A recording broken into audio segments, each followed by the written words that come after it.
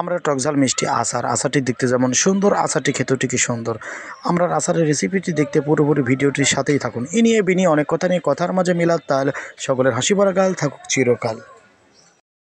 আমড়ার আচারের রেসিপি তৈরি করার আগে কিছু কথা বলে নিই। আমড়ার আচার রেসিপি তৈরি করতে হলে প্রথমত ভালো আমড়াটাকে আগে সংগ্রহ করে নিতে হবে। তো ভালো আমড়াটাকে আগে আমরা প্রথমে সংগ্রহ করে নিয়েছি, নেওয়ার পরে আমড়াটাকে ছুলে নিয়েছি। ছুলার পরে এখন আমরা আমড়াটাকে সিদ্ধ করব। তো আপনারা ঠিক এভাবে আমড়াটাকে সিদ্ধ করবেন এবং আপনারা বিভিন্ন আইটেমে আমড়াটাকে সিদ্ধ করতে পারেন। তো আমাদের সুবিধা হয়েছে, তো এইভাবে আমরা আমড়াটাকে সিদ্ধ করেছি। এখন আমরা সিদ্ধ করার হয়ে গেছে, এখন আমরা কি করব, সরিষার তেল দিয়ে আজকের আমড়ার রেসিপিটা তৈরি করব। তো আমাদের যতটুকু আচার তৈরি করবো ততটুকু আচারের উপর নির্ভর করে সরষের তেল পরিমাণ মতো কড়াইয়ের উপর দিয়ে দেব। আর দেখতে পাচ্ছেন আমরা তৈরি যে মশলা, কালো জিরা, শাহি জিরা, মেথি, গোমরি এবং আপনার হচ্ছে জামুন, এই মশলাগুলোতে আজকের আমড়ার আচার তৈরি করব। তো এখন আমরা কড়াইয়ের উপরে যে তেলটা দিয়ে দিয়েছিলাম ওর উপরে আমরা মশলাটাকে দিয়ে দিয়েছি পরিমাণ মতন। তো আপনারা পরিমাণ মতন দিয়ে নেবেন।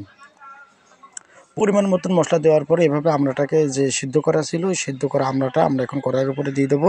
দিয়ে এভাবে নাড়তে হবে।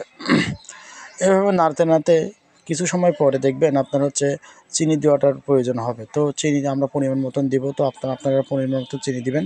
তো আজকের আচারে আমরা একটু চিনির পরিমাণটা একটু বেশি দেবো, কারণ মিষ্টিটা একটু বেশি দরকার, এই জন্য আমরা চিনির পরিমাণটা বেশি দেবো। তো আপনারা আপনাদের ইচ্ছা মতন চিনি দিবেন, যে যতটুকু মিষ্টি খায় বা অনেকজন দেখা যায় মিষ্টি কম পছন্দ করে বা বেশি পছন্দ করে, সেটা আপনাদের নিজেদের মধ্যে নির্ভরশীল করবে। তো আমাদের আজকে আমড়ার আচার রেসিপি তৈরি করার পরে আমড়ার আচার রেসিপি তৈরি করতে যে শুকনা মরিচটা, এটা আমরা আগে গুঁড়ি করে নিয়েছিলাম। তখন গুঁড়ো করা যে শুকনা মরিচ, সেই মরিচটা আমরা পরিমাণ মতো দিয়ে নেব।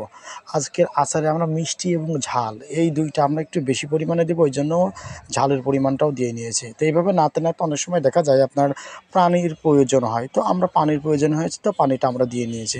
তো আপনারা ইচ্ছা করলে পানি দিতেও পারেন, আবার নাও দিতে পারেন। তো আমরা পানিটা দিয়েছি, তবে অবশ্যই পানি দিলে ভালো হয়। এখন আমরা কি করব, এখন বিট লবণ, যে বিট লবণটা গুঁড়ো করা ছিল, এই বিট লবণটা এখন আমরা আচারের মধ্যে দিয়ে দিব পরিমাণ মতন।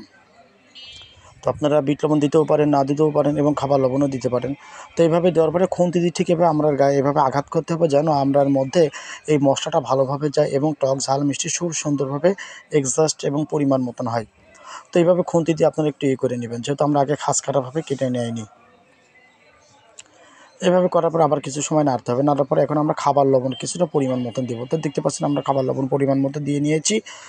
তো এভাবে আবার কিছু সময় নাড়তে হবে। আর একটি কথা বলি, অবশ্যই আপনাদের আচার তৈরি করতে হলে আপনার খড়ির চালের আচার তৈরি করতে হবে। তো দেখতে পাচ্ছেন আচার হয়ে গিয়েছে, কত সুন্দর কালার, যেমন কালার হয়েছে তেমন স্বাদ হয়েছে, তেমন আপনার একটা গন্ধ হয়েছে। তো ই নিয়ে বিনিয়ে অনেক কথা নিয়ে কথার মাঝে মিলাদ তালে সকলের হাসি ভরা গাল থাকুক চিরকাল। এই যে বলছি বলেই চলেছে, অনেকভাবে অনেক কথা বলতে গেলে পরে অনেক ভুল ত্রুটি তাই হয়ে যেতে পারে।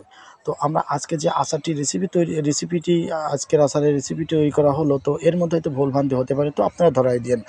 তো একটি কথা আবার বলে নিই, আচার তৈরি করতে হলে প্রথমত ভালো আমড়াটাকে সংগ্রহ করতে হবে। মশলাটাকে আপনার আগে পরিমাণ মতন দিয়ে নিতে হবে। এরপরে লবণ বিশেষ করে